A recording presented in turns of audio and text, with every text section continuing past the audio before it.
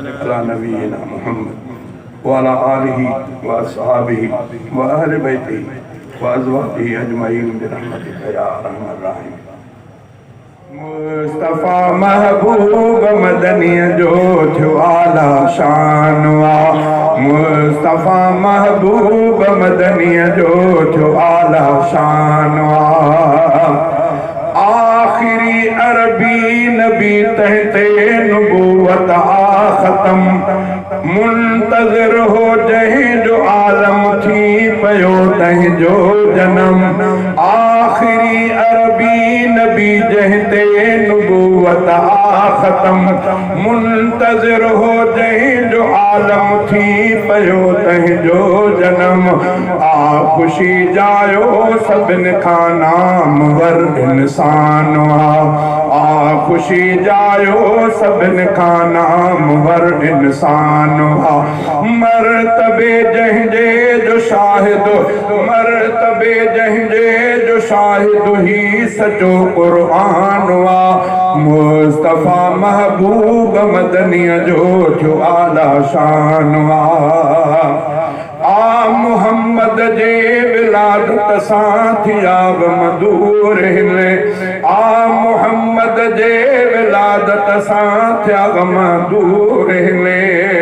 कुफर में मातम पयो खुश मोमिन थिया भरपूर हिल। अर्श ते जंहिंजो बणियो खुद मीज़बान रहमान आ, अर्श ते जंहिंजो बणियो खुद मीज़बान रहमान आ। मुस्तफ़ा महबूब मदनी जो थियो आला शान आ। मरतबे जंहिंजे जो शाहिद ही सचो क़ुर्आन आ। मुस्तफ़ा महबूब मदनी जो थियो आला शान आ। आमिना जे घर में जायो सुहिणो मुरसल मुस्तफ़ा, बेसहारन जो सहारो बणिजी आयो दिल रुबा। आमिना जे घर में जायो सुहिणो मुरसल मुस्तफ़ा, बेसहारन जो सहारो बणिजी आयो दिल रुबा। थी पयो रोशन समूरो मुल्क अरबस्तान आ, थी पयो रोशन समूरो मुल्क अरबस्तान आ। मुस्तफ़ा महबूब मदनी जो थियो आला शान आ। मरतबे जंहिंजे जो शाहिद ही सचो क़ुर्आन आ। मुस्तफ़ा महबूब मदनी जो थियो आला शान आ। जे इशारो आ कयो चंड दे मुहम्मद मुस्तफ़ा, चंड भी टुकड़ा थियो, चंड भी टुकड़ा थी पयो ही मोजज़ो माहेल का। मरतबन में मीर मदनी शाह आली शान आ, मरतबन में मीर मदनी शाह आली शान आ। मुस्तफ़ा महबूब मदनी जो थियो आला शान आ।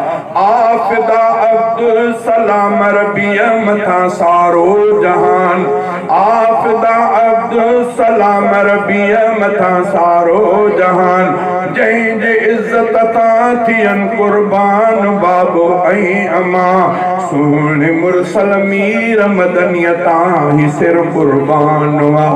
सुहिणे मुरसल मीर मदनी तां ही सिर कुर्बान आ।